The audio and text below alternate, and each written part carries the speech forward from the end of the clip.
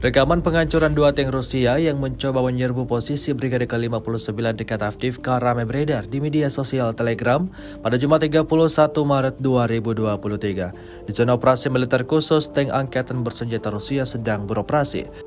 Berniat menyerang posisi lawannya, kedua tank pasukan Putin itu justru meledak setelah dihantam amunisi berkeliaran Ukraina. Seperti yang terlihat dalam rekaman, dua tank Rusia alami kebakaran hebat dan kehancuran total. Dalam narasi unggahan tidak dijelaskan seperti apa nasib awak tank tersebut. Hingga video ini beredar, beragam komentar dituliskan warganet.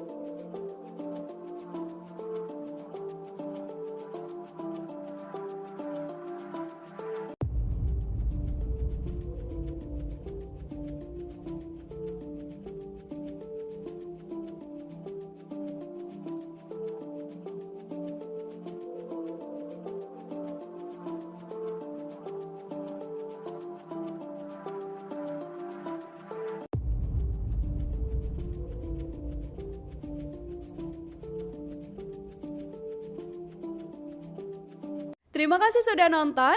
Jangan lupa like, subscribe, dan share ya.